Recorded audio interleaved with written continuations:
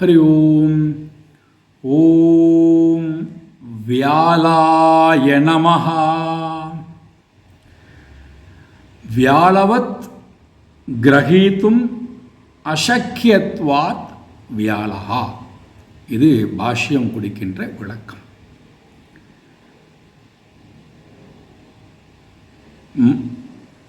எப்படி ஒரு பெரிய விஷம் பொருந்தி இருக்கக்கூடிய சர்ப்பத்தை யாராலும் பிடிக்க முடியாதோ அதே போல இறைவன் பிடிப்பதற்கு சக்தியற்றவனாக இருக்கின்றான். எதால் அவனை பிடிக்க முடியாது? இந்திரியங்களால், பிராணனால், வாக்கால், மனதால், அறிவால் அந்த இறைவனை நம்மால் கிரகித்தும் அசக்கியத்வாத், சக்தி இல்லாமல் போய்விடுகிறது. அப்போ இவைகளை எல்லாம் நாம் இழந்தால்தான்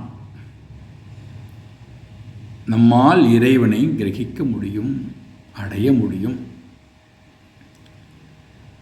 இந்த இடத்திலே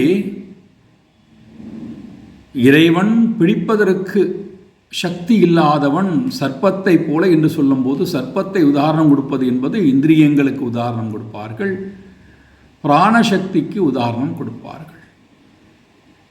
அப்போது நாம் எப்பொழுது இந்திரியங்களையும் பிராணனையும் ஒருமுகப்படுத்தி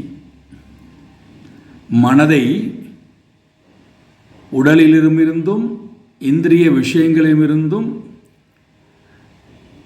மீட்டெடுத்து எப்பொழுது நாம் இறைவனிடத்திலே கொண்டு போய் வைக்கின்றோமோ அந்த மனம் நான் எனது என்கின்ற அபிமானத்தை விட்டுவிட்டு இறைவனுடன் ஐக்கியமாகும் பொழுது அங்கே அந்த பரம்பொருளை அந்த மனம் உணர்கிறது.